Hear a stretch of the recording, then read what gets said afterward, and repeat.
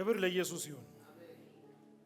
አንደኛ ተሰሎንቄ 5:18 በጌታ ስም አነባለሁ።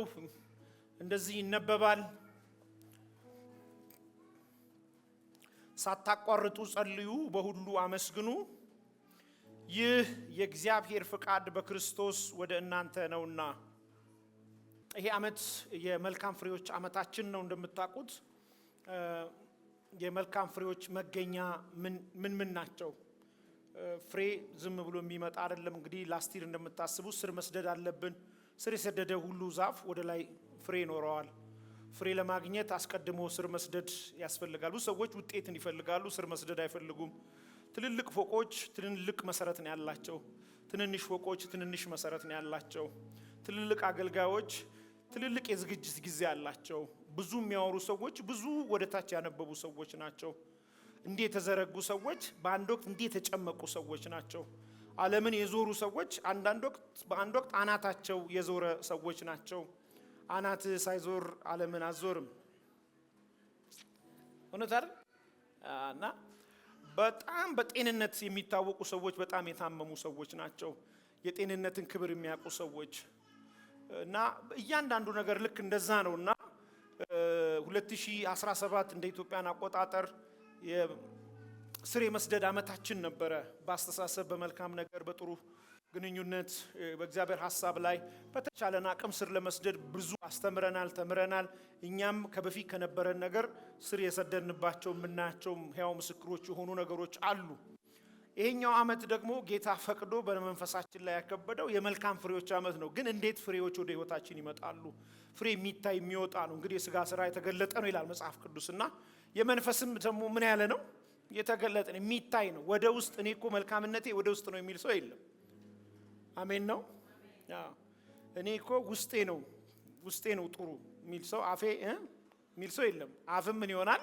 ጥሩ ይሆናልና ልክ እንደዚህ የሚታዩ ነገሮች ስላሉ እዛ ሐሳቦች ላይ ነው ማነጣጥረውና እዚህ ይሄ ተሰሎንቄ መጽሐፍ ምዕራፍ 5 ቁጥር 18 ሳታቋርጡ ጸልዩ ይልና ሁለተኛው ሐሳብ ደግሞ በጣም ደስ የሚለኝ በሁሉ ምን በሉ ይላል? አመስግኑ ይላል። በሁሉ ምን በሉ? የመልካም ፍሬዎች ወደ ህይወታችን የሚመጡት አንዱና ዋናው በሁሉ ምን ማለት ነው? ማመስገን ነው። ከዛ በፊት ግን ደግሞ አንድ የሚቀድም አብሎ አለ ከሱ ጋር ተያይዞ የክርስቲያን ፒላር ነው፣ እንደ መልህቅ ነው። በመንፈሳችን ላይ በህይወት ዘመናችን ላይ የማይጠፋ ነው። በእድሜያችን ቢጨምር የሚጨምር ብንታመም የማይጠፋ ከኛ ጋር ብንድን ብንባረክ ባለጠጋ ብንሆን ምንም ነገር ውስጥ ብንኖር ሁለቱ ከኛ ጋር የሚኖሩ የሁል ጊዜ ወንድማማቾች ሆነው እኛ ላይ መንፈስ ቅዱስ ላያቸው የሚፈልጋቸው ናቸው። ምን ብሎ ይናገራቸዋል? እንደዚህ ሳታቋርጡ ምን በሉ። ይሄ በነገራችን ላይ ጸሎት፣ ይሄን በትልቁ እንድጽፍልኝ እሺ። ጸሎት ብለህ በትልቁ ሌግጀሪ አይደለም ብላችሁ ጻፉ። ጸሎት ሌግጀሪ አይደለም፣ ሰርቫይቭ የምናደርግበት ነው። ብዙ ሰዎች ጸሎትን ሌግጀሪ ያደርጉታል። ኢትስ ኖት ሌግጀሪ፣ ሰርቫይቭ የምናደርግበት ፕላትሳችን ቦታችን ነው።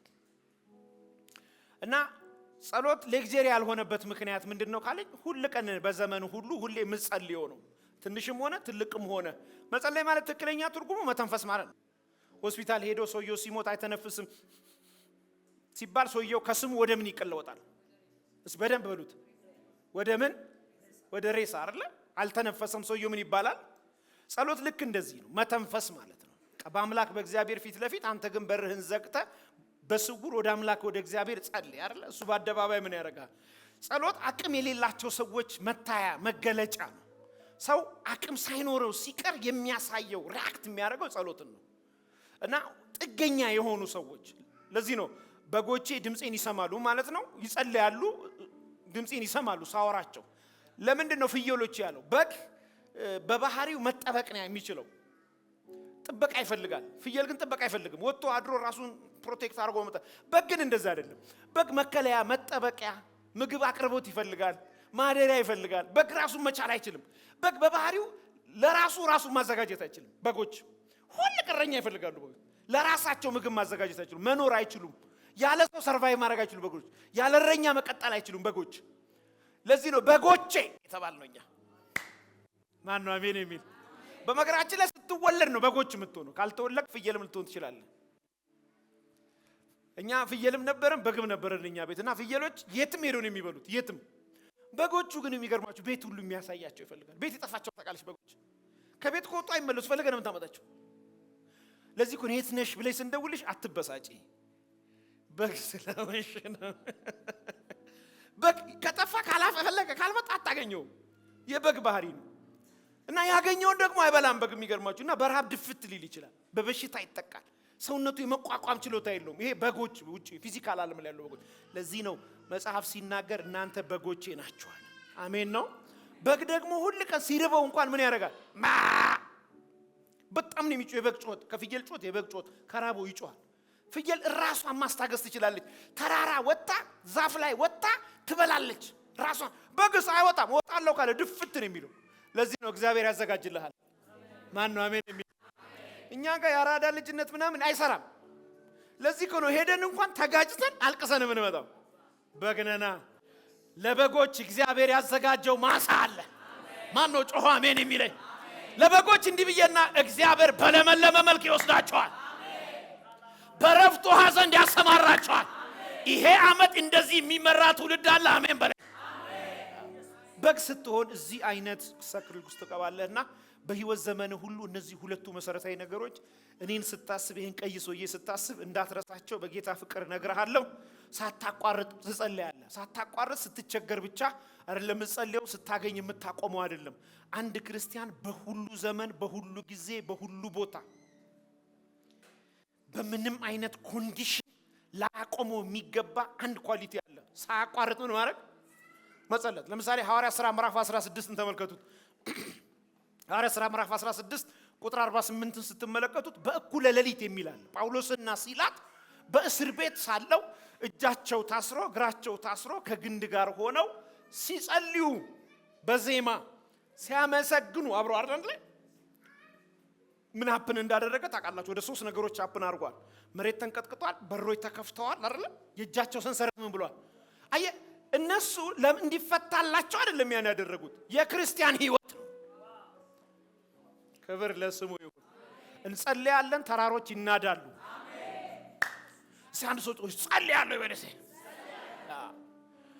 ለዚህ ነው ፍሬያማነት በመጸለይ ውስጥ ይገኛል። ስኬት ሰክሰስ እግዚአብሔር ያላችሁ ነገር ወደ ህይወታችሁ የሚመጣው ቁጭ ብላችሁ አይደለም። ቁጭ እንድትሉ የሚያበረታታችሁ ሰይጣን ነው። እንዳትናገሩ የሚያበረታታችሁ፣ ድል የሚሰጣችሁ፣ ሐሳብ የሚጨምርባችሁ፣ ረፍት የሚያሳጣው ሰይጣን ነው። በቃ ተስፋ ቁረጥ የሚል ሰይጣን ነው። አቅም የለህም የሚል ሰይጣን ነው። ሰይጣን ቋሚ ጠላታችን ነው። ስለኛ ያለው ሐሳብ አንድ ቀን ተዘናግቶ ጥሩ ሆኖ አያውቅም። በተቻለው መጠን ራሱን አጠናክሮና አስተካክሎ ሐሳብ እየቀየረ እንዳትጸልይ ነው የሚያደርግ። ለምን? ከጸለይክ ጊዜውን ታውቃለህ። ከጸለይክ ፍሬያማነት ወደ ህይወት ይመጣል። ከጸለይክ ነገሮች ይቀየራሉ። ስለዚህ ሰክሰስ አንዱ ጸሎትን ይፈልጋል። ሁለተኛው በሁሉ ማመስገን። በሁሉ ማመስገን ደግሞ የሚገርማችሁ ሪዋርዱ ጌታ ያየዋል። ይሄን ብያችሁ ነው የምጨርሰው። ጌታ ያየዋል። ጌታ ይይልህ፣ ምስጋናህን ጌታ ይይልህ። በደንብ አሜን በሏ። አምልኳችሁን ጌታ ይይላችሁ። ጥቂቷ ነገርሽን፣ ጥቂቷ ምሰጪው ነገርሽን እግዚአብሔር ይይልሽ። ማን ነው አሜን የሚለኝ? ጥቂቷ ነገራችሁን እግዚአብሔር ይይላችሁ። ምስጋናችሁን እግዚአብሔር ይይላችሁ። እና ፍሬያማነት አንዱ በሁሉ ማመስገን ነው። አንድ ጊዜ ጌታ በምድር በነበረበት ጊዜ አንድ ሰው ቤት ገባ። ጠርቶስ ነው ሰው የገባው።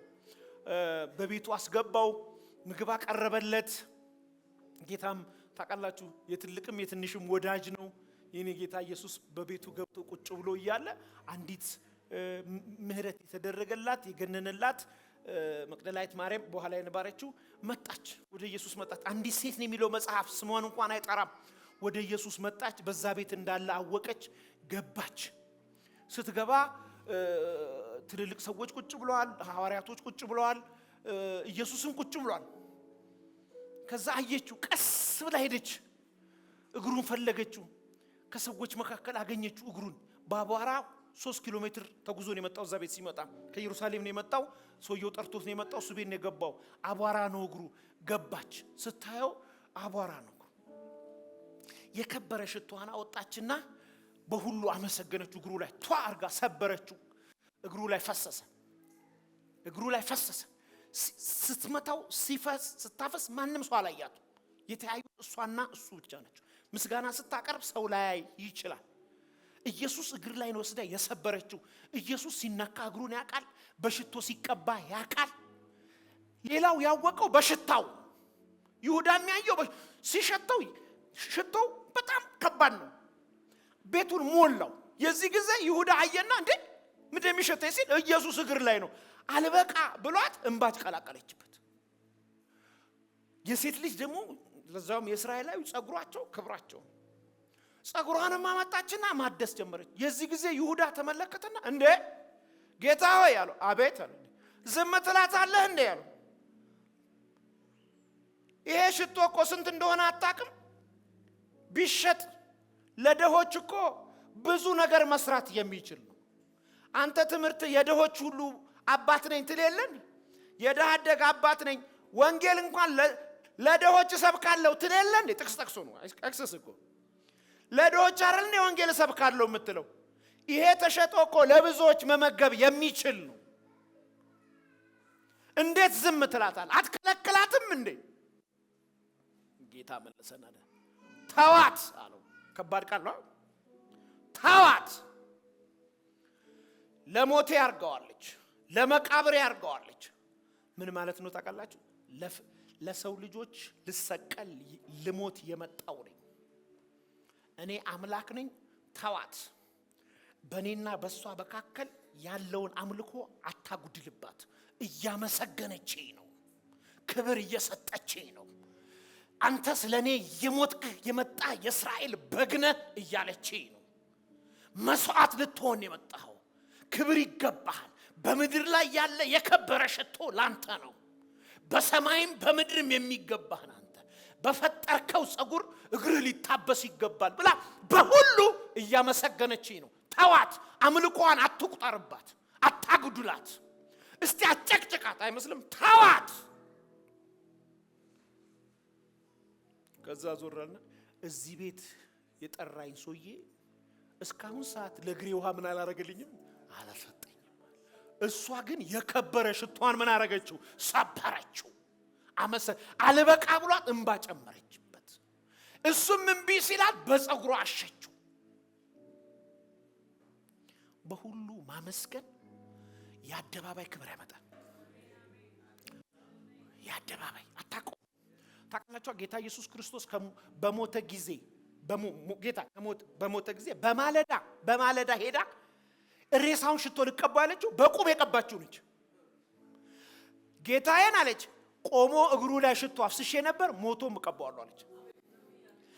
ይኸውላችሁ ሞቶ እንደማትቀባው ስለሚያቅ ነው ተዋት ያለው። ለምን ይነሳላ? ይቀድማታላ። ቀን ሳለ ታመሰግነዋለህ፣ ሳይቀድምህ ታመሰግነዋለህ፣ በምቹ ሰዓት ታመሰግናለህ፣ አሁን ታመሰግነዋለህ። አምላክ የአደባባይ ዝና ይሰጥሃል። ክብር ለስሙ ይሁን። ማን ነው በደንብ አሜን የሚለኝ? በሁሉ ምን በሉ አመስግኑ።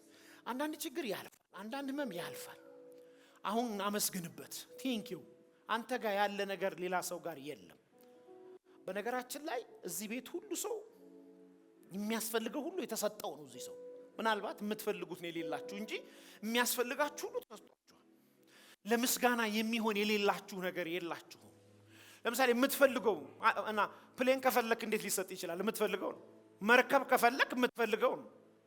ጌታ መርከብ አልሰጠኝም ብለህ ከምስጋና ትቆላለህ?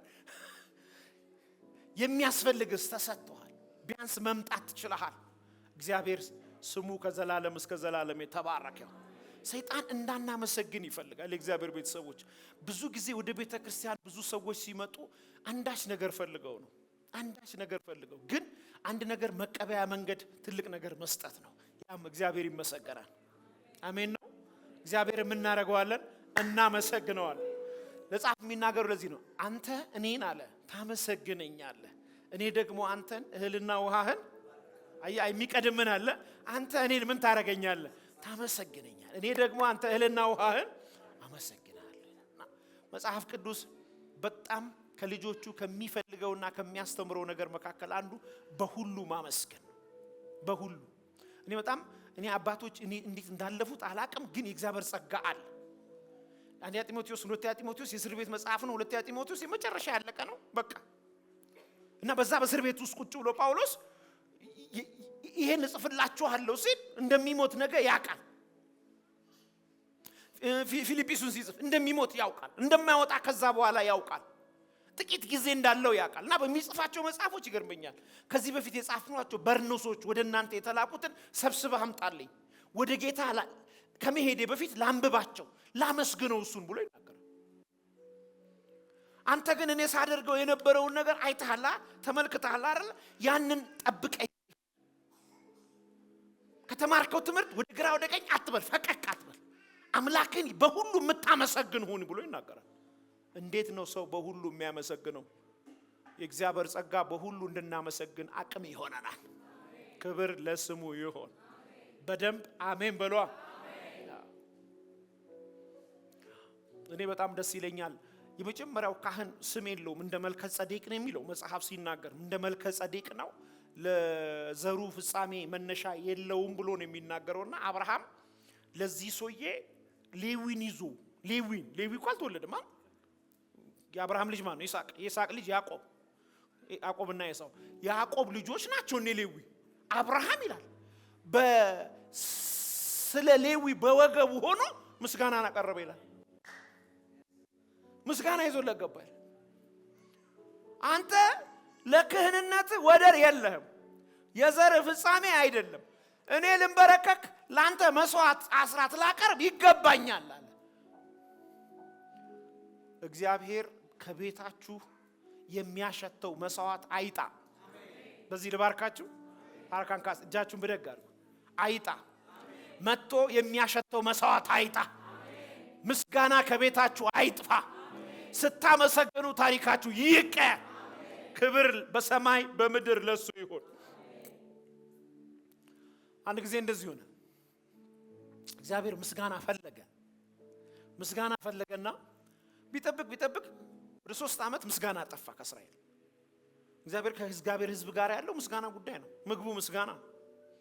እና የሚያመሰግን ሲያጠፋ ለምንድን ነው ብሎ ቤተ መንግስት ጎራ አለ። ሲያይ ምስጋናውን ለራሷ የምትወስድ የአካብ ሚስት ነች ያለችው። አማልክቶቿ የኩሽ አማልክቶች ናቸው፣ ከሩቅ የመጡ ናቸው፣ በእስራኤል ምድር የሌሉ ናቸው። ሲያይ አምልኮ የለም በእስራኤል። አምልኮ ናፈቀኝና ወደ እስራኤል ቤት ሄዳለሁ። ኤልያስ ሄደ። እናንተ አላቸው፣ አቤት። አማልክት አላችሁ? አለን። ጌታ አላችሁ? አለን። እንግዲያውስ በቄብሮስ ተራራ ላይ እንገናኝና በእሳት የሚመልስ እሱ ምስጋና የሚወስድ አምላክ ሆኖ ይቀጥላል አላቸው። እናንተ ብዙ ስለሆናችሁ መጽሐፍ እንዲህ ይላል 375 የአሼራ 750 የምናምን አማልክቶች በአንድ ላይ ሆነው በቄርሜሎስ ተራራ ተገናኙ ይላል። እናንተ ብዙ ናችሁና መስዋዕታችሁን ቀጥሉ፣ አምላካችሁ ይምጣ፣ በእሳት ፈጥኖ መስዋዕቱን የሚበላ የእስራኤል አምላክ ይባላል ብሎ እሱ መስዋዕቱን ይዞ መጣ። እንደየ ወገኑ ወይፈኑን በልቶ በመሰዊያው ላይ ደረደረው የሚል ቃል አለ። ውሃም ጨመረበት። ስጋ ላይ ውሃ፣ ስጋው ላይ ምን ውሃ።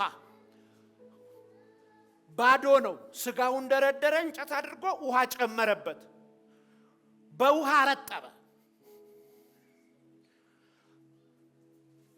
አምላካችሁ አልመጣም፣ እኔ ጨርሻለሁ አላቸው። አልመጣም። ምን እንደምታውቃለህ? ከጠዋት ነው የጀመሩት እስከ እኩለ ቀን ድረስ ስጋቸውን ቧጨሩ። አምላክ ሊመጣ አልቻለም ይላል። ምናልባት ተኝቶ ከሆነ ተቀሰቀሱት አላቸው። ተሸክመውት ነው የሚሄዱት። ወዲያና ወዲያ ያደርጉታልና ቀስቅሱት እስቲ መልስ እንዲያመጣ ሲል ዝምታ ሆነ፣ ጸጥታ። አካባቢው ላይ ምን መጣ? ምንም የለም። ጨረሳችሁ አላቸው። እኔ ልቀጥል አላቸው። የእስራኤል ቅዱስ እንደ ቃልህ ምን ማለት ነው? ቃል 12 ናቸው ነገዶቹ። እንደ ቃልህ መስዋዕቱን በትክክል አስቀምጬ ከሆነ በሳት የምትመልስ በሁሉ የምትመሰገን የእስራኤል ቅዱስ አንተ ነህና ይሄው ሲለው እንዲህ የሚል ቃል አለ። ዛሬ እኔና እናንተ ላይ ይሄ ቃል ይሆናል። የእግዚአብሔር እሳት ከሰማይ ወጣ የኤልያስን መስዋዕቱን ላሰችው። ይቀበላችሁ ጠላት ይፈር ይቀበላችሁ የምትሉትን ምስጋና ይቀበል። ላሰች ለዚህ ጊዜ ዞር ሲሉ የለም አንድ ሰው እንዳያመልጥ አንድ ሰው እንዳያመልጥ ዞር ሲሉ ወታደሮች ያዛቸው አለ። ሁሉም እናንተ በከንቱ ነው የምታመሰግኑት። ይሄን ህዝብ ያሰሰናችሁት በከንቱ ነው አምላኩ ዞር ያረጋችሁት። እኔ በጣም የሚደንቀኝ ነገር 3 ሰው መግደል ይከብዳል እኮ 1200 ሰው በመጋዝ ገዝግዘት ገላለን። ይሄንን ኤልዛቤት በሰማች ጊዜ ይላል ያው እግዚአብሔር አለች አማልክቶች ይሄን ያድርጉብኝ ይሄን ይጨምሩብኝ አንገት ከጭንቅላት ላይ ካደራለች ይላል። ግን ጨርሷቸዋል። ክብር ለሚገባው ለኢየሱስ በደንብ አሜን አሜን ነው። እግዚአብሔር ምስጋናችን ይቀበል። አንዱ የምስጋናችን ፍሬ አምላካችንን የምናመልክበት ስጦታዎቻችን ናቸው። የመጀመሪያው ስጦታችን ነው ራሳችን። ከወደድነው ገንዘባችንን ከመስጠታችን በፊት ራሳችንን ነው። እግዚአብሔር አንተን እንዲቀበል ይፈልጋል። ካንተ ጋር ነው ዘላለማዊ ፕሮግራም ያለው። በሰማይ የምትገባው አንተ ነህ። ያ ሰውዬ እንደዚህ ብሎ ተናገረ። እድሜው አይ ቲንክ 69 ነው ተብሎ ይታሰባል በስነ መለኮት ትምህርት ቤት። ትልቅ ሰው ነው፣ እድሜ ልኩን የሰራ ሰው ነውና በጣም ለፍቷል። ባለጠጋ ሆነ ሰርቶ እና የበፊት የነበረው ጎተራ ትንሽ ነው። አሁን ብዙ ሀብት መጣ። ነፍሴ ብዙ ሀብት ብዙ ፍሬ አከማችቻለሁ። እንግዲህ አሁን ጎተራዬን ላስፋ፣ ትልቅ ላርገው። በጎተራዬ ሁሉ አዝመራዎች ልክተት፣ ሀብቴን ላስቀምጥ። እድሜ ልክሽን ሁሉ ከሚያምርሽ ቢጠጪ እላታለሁ። 69 ዓመት ላይ ነው እንግዲህ አስብ። 70 እስከ 80 በደንብ ነው የምበላው። የሆዳምነት የቆንቆ መንፈስ ማለት ነው። በደንብ ሰርቼ ነው የምበላው ሲል መጽሐፍ እንደሚታቀል አንተ ሰነፍ ዛሬ ነፍስህን ካንተ የሚወስዱ ሰዎች ይመጣሉ አሉ። ምን አለ ነገር ቢል እንኳን ሰርቶ ሳይበላ ራሳችንን ኢየሱስ ይፈልጋል። ዘንድ ደግሞ ጌታ ሁለት ነው። ሰው ለሁለት ጌቶች ሊገዛ አንደኛው ምንድነው? ገንዘብ፣ ሁለተኛው ጌታ ነው። ራሱን ያወዳደረው። ስለዚህ ሁለተኛ በስጦታችን ምክንያቱም አስራታችንን ስንሰጥ ፕሮቴክት እንደረጋለን። ሲድ ስንሰጥ ዘር ስንሰጥ ደግሞ በረከት ወደ ቤታችን ይመጣል። አምላካችንን በስጦታዎቻችን ልክ እንደዛ ሴት ሰብረን የምናመልክበት ሰዓት ነው የሚሆነው። ክብር ለኢየሱስ ይሁን። ይህን አገልግሎት ለመደገፍ ከስር ባስቀምጥ ነው የባንክ አካውንት እንድትጠቀሙና የወንጌልን ስራ አብራችሁን እንድትሰሩ እያልን ዩቲዩብ ቻናላችንን ሰብስክራይብ በማድረግ ፌስቡክ፣ ኢንስታግራም እና ቲክቶክ አካውንታችንን ፎሎ በማድረግ የጌታን ስራ እንድትደግፉ ጥሪ እናቀርብላችኋለን። ለበለጠ መረጃ በእነዚህ ስልኮች ተጠቅመው ይደውሉ። ተባረኩ።